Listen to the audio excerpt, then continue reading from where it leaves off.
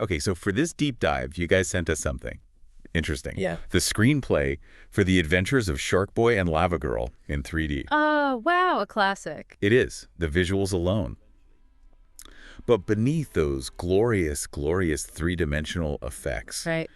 you were curious about the deeper ideas swimming around in this thing. Absolutely. So today, we're going on a mission to Planet Drool I like it. to extract some hopefully surprising philosophical insights about dreams, reality, and, the power of our imaginations. I am so ready. This is going to be fun. When this screenplay landed in my inbox, I was intrigued. Right. I mean, it's a kid's movie. On the surface. Yeah. Exactly.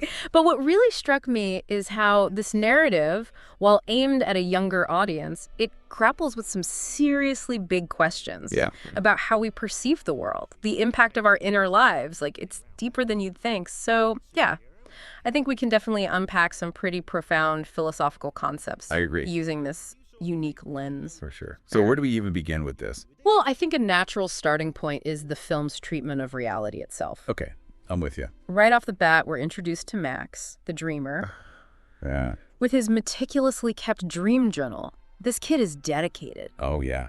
He's serious about his dreams. Totally. And we see this incredible world he's created. Planet Drool. But, immediately we hit that classic roadblock. The adults were just like, nope, this is the real world. Dreams are just dreams. And his classmates piling on with there's no such thing as Lava Girl. It's like right away the movie sets up this stark contrast between imagination and what people consider, quote unquote, real. 100%. And it taps into something we all experience, right? Yes. Like that human tendency to draw a line in the sand between tangible reality and fantasy. Right. But the film, it's not content to let us stay in that neat and tidy box. Not at all. Shark Boy and Lava Girl. Boom, they arrive at school, In the flesh, well, in the scale and lava. literally bursting out of his dreams. It's chaos. And brilliant. Exactly. And it throws everything into question for the characters, for us watching. Like, wait, what's real? What's a dream? That clear boundary. It starts to get blurry. Super blurry. And then later on Planet Drool itself, we hear that line, everything that is or was began with a dream. Such a powerful statement. And Shark Boy just straight up tells Max, you dreamt us, Max, us in this whole place. Whoa. That's huge. Right. Suddenly, Max isn't just having a dream. No. He's creating an entire universe. Right. It's mind-blowing. It really is. So dreaming in this movie is not just some passive thing. It's active creation. Like our thoughts, our imagination. They have power. They do. At least in Planet Drool, they do. And, it makes you wonder if maybe, just maybe, there's a tiny bit of that in our own world. Like maybe our thoughts shape our reality more than we realize. Right. The film plays with that idea. Big time. And even the villain, Yeah. Mr. Electric, even he crosses over into Max's reality, which, further blurs the lines. And then at the end, that awesome line, when we make our dreams a reality, reality becomes a dream. Oh, I love that line. Me too. Yeah. It's like, by making our dreams real, we don't make them less dreamy. We make reality itself more dreamlike. Right. It's like this beautiful cyclical thing. Totally.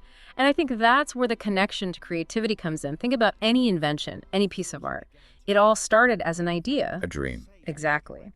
So the film asks us, how much does our inner landscape, our beliefs, our dreams, how much does that actually shape the world around us? It's a great question. It really makes you think. It does. Now, one thing that struck me about the film is how it celebrates imagination. Like full on, no holding back. Oh, absolutely. Max is labeled the daydreamer. And we're told straight up that his dreams are the fuel that keeps Planet Drool alive. It's vital. It is. Imagination is not just some cute side hobby here. Right. It's like the lifeblood of this entire world. And when Planet Drool starts falling apart, the solution is in Max's mind. Right. He has to redream things, reimagine. And it's such a powerful metaphor. Because how often in our own lives All the time. do we hit a wall? And the way forward is not by forcing it, Yeah. but by shifting our perspectives, thinking differently, dreaming up a new solution. And the film even shows us that nothing from our imagination truly disappears. Yeah, like Tobor, Tobor. the robot from Max's past. Yes. This forgotten just suddenly comes back to help. It's like those ideas we have, they might go dormant, Right. but they're still in there. They can always resurface.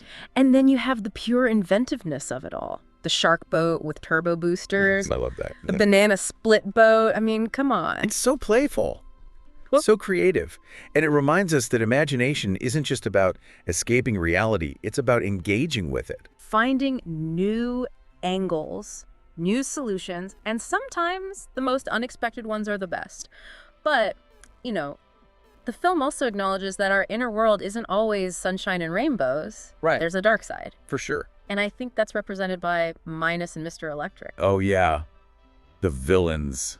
So good. Minus, who we find out is actually... Wait for it. a manifestation of Linus's negativity. Whoa. Right. So cool. And he actually gets stronger. Yeah. By messing with Max's dreams. It's like negativity feeding on itself. Exactly. And his whole thing about dreams can destroy you. Oh, yeah. It's like the opposite of the film's whole message. Right.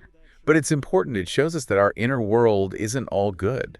Like, our thoughts can be destructive, too. 100%. And Minus... he's a warning. Oh, yeah. About what happens when we let negativity take over. It can warp our perception, our relationships. And then there's Mr. Electric, described as literally a bad dream.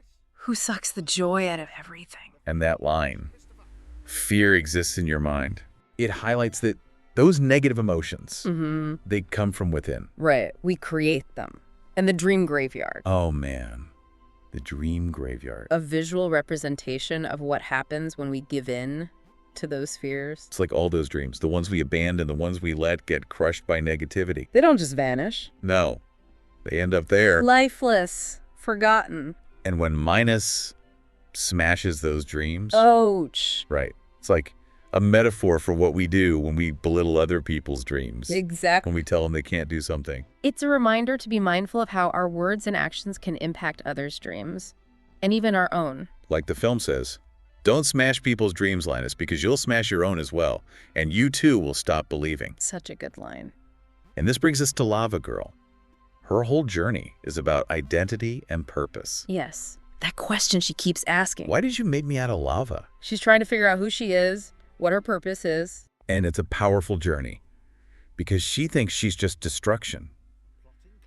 But she discovers she's also light.